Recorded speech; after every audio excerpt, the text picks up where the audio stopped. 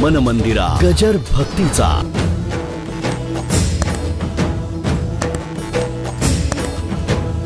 गोड आले की नारायण नारायण नारायण नारायण, भजी बिजी आले की इतरे जना तक्रा शिष्या समान दुग्धा मने नारायण नारायण नारायण नारायण नारायण नारायण, जाऊ द्या ताक जाऊ द्या, दूध आणा, तुडुंब जेवले. गोपिका नाही बरं वाटलं, एवढी माणसं जेवायला, अन्नदान मोठं आहे, आपल्या हातून एवढं घडलं, अतिशय त्यांना आनंद झाला, खूप समाधान झालं. निघाल्या, पुन्हा नदी भरलेली. आता काय करावं, आता अडचण. बरं तो पलीकडे बसला, बरं तो तिकडचा मंत्र होता, इकडचा नव्हता. प्रत्येक या काठचा मंत्र होता, तो पलीकडच्या काठचा ज्याचा असेल ते काठ त्याने द्यावं. आता शेवटी हातात झाल्या, नावाडी कोणी नाही.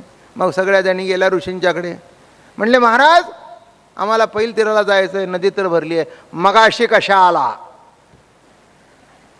मुद्द्याला हात घातला त्यांनी. ते म्हणले मगाशी कृष्ण परमात्मा तिकडे आहे. परमात्मा, अहम ब्रह्मास्मी. मग त्याने काय सांगितलं, त्या गवळ्याच्या पोराने काय सांगितलं, त्याने हे सांगितलं 16,108 बघून कृष्ण ब्रह्मचारी असेल ते यमुने माय वाट दे. दिली दिली, ठीक आहे.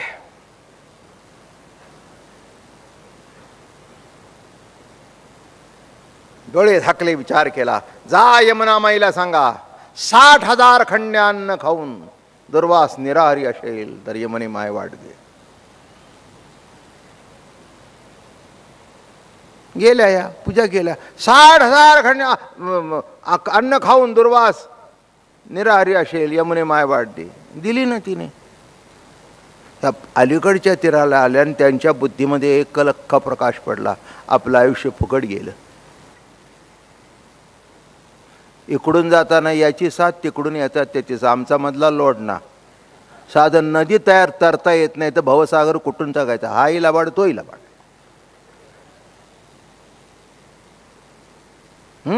एवढ्या वर्ष परमार्थ करून आम्ही परतंत्र, आणि राधा अशी चिडली.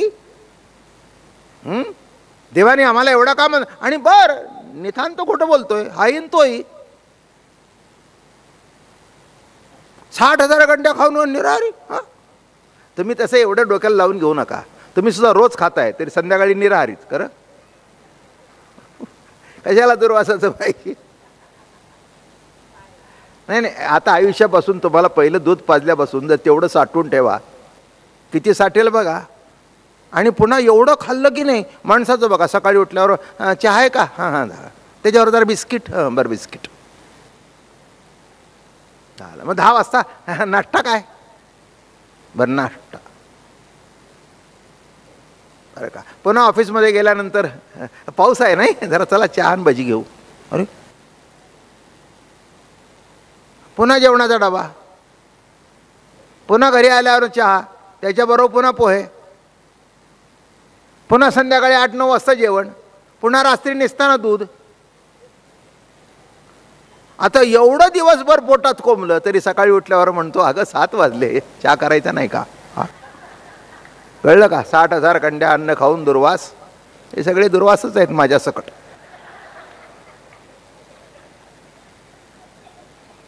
म्हणजे हे आहे का नाही, आयुष्यभर खाताय तरी खाण्याची इच्छा मोडली आहे का, नाही.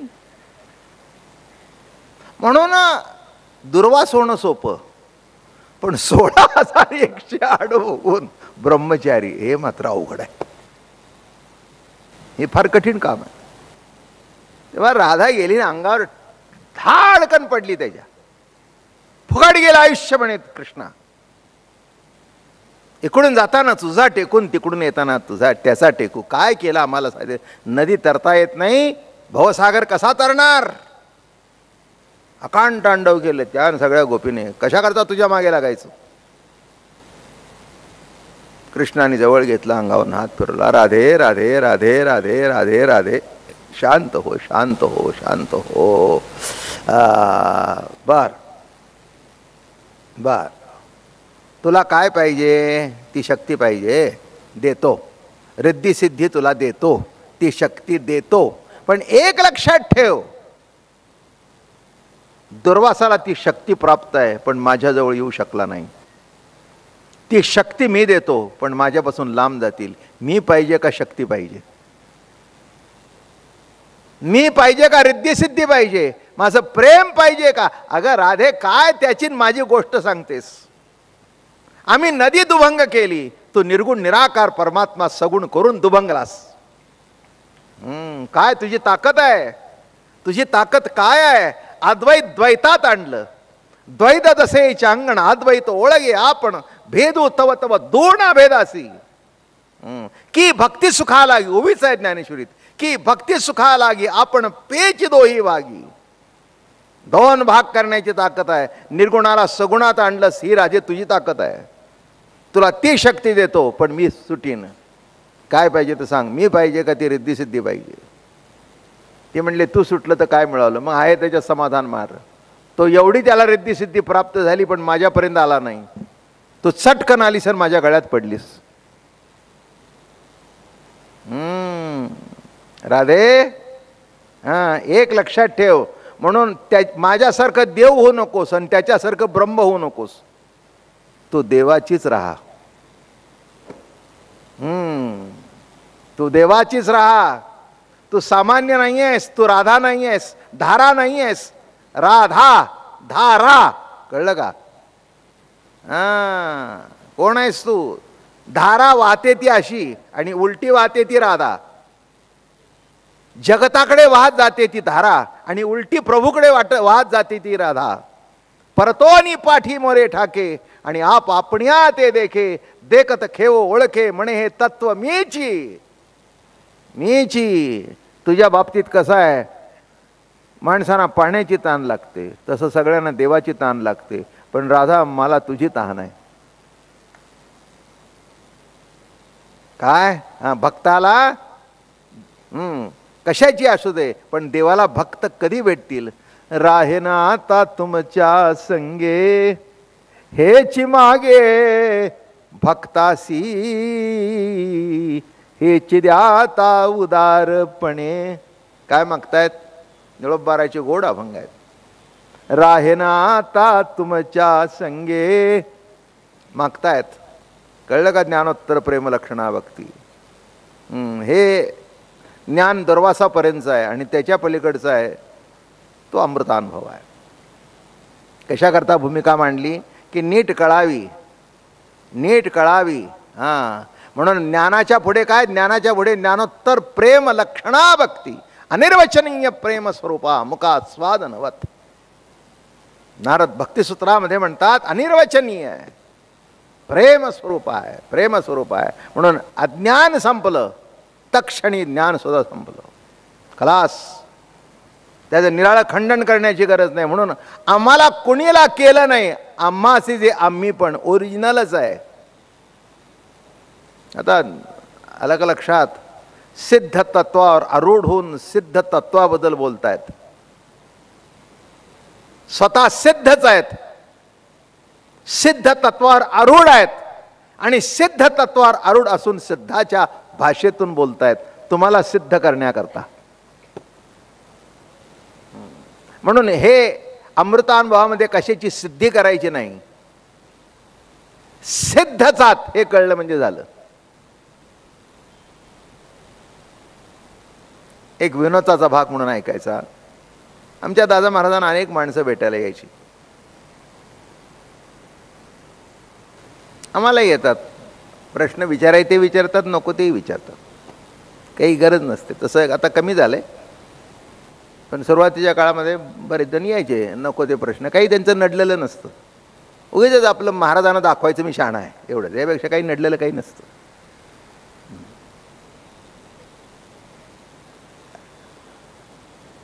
आले दादा महाराजांच्याकडे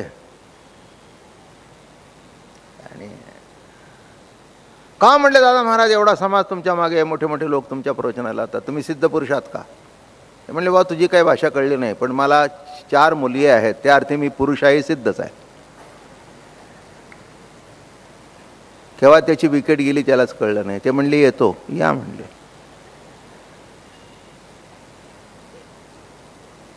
माझं बोलणं कळलं का? नाही नाही, काय प्रश्न विचारायचे काय नाही. मुलाखत माझी घेतली होती एका व्यक्तीने, मुलगी होती ती, वेळापूरला मुलाखत घेतली, तासभर मुलाखत घेतली. मुलाखत संपल्यानंतर निघता निघता मोठी हुशार होती ती मुलगी, कोणत्या तरी पेपरची होती. निघताना पायावर डोकं ठेवलं, मला म्हणाले नमस्कार. येते म्हणाली, फक्त जातात एक छोटासा प्रश्न विचारते, तुम्हाला देव भेटलाय का? हा छोटासा प्रश्न हो. तिने जसं विचारलं तसं बंदुकीसारखं वाक्य तोंडातून निघून गेलं. मी बोललो नाही. मी म्हटलं हो दिसलाय, सध्या तुझ्या रूपाने उभा आहे, पण खवचट आहे.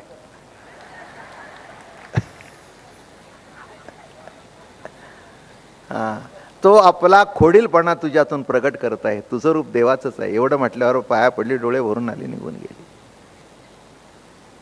माझं म्हणणं कळलं का? इथे कोणाचं खंडन करायचं नाही, मंडन करायचं नाही. आहे ते सिद्धच आहे, आहे ते सिद्धच आहे. म्हणून आम्हा लागी गुरुदेवो आम्हासी जे आम्ही पण ते गुरुराये दाविली खूण तेथे कोठ्योन्यान परिज्ञाने गुरुराये देविली खूण. या शब्दाचा अर्थ गुरुला परिच्छिन्न मानलेला नाही. गुरु ही व्यक्ती नाही, गुरु हे तत्व आहे. मग हृदयी सद्गुरु जेणे तारिलो हा संसार पुरवू म्हणून विशेष अति आदरू करी. हे बघा, थोडक्यात एका शब्दात, अर्धा मिनिट शिल्लक आहे.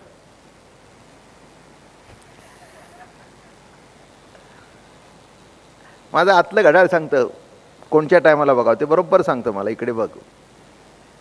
काय जास्ती ऐकूच नाही, थोडंसं ऐकावं, ग्रहण करत जावं, पचेल तेवढं घ्यावं, बरं का. पहिल्यांदा ऐकायला शिका, ऐकता ऐकता पचवायला शिका, आणि ते पचवल्याशिवाय तुमचे गाल टवटवीत होणार नाहीत.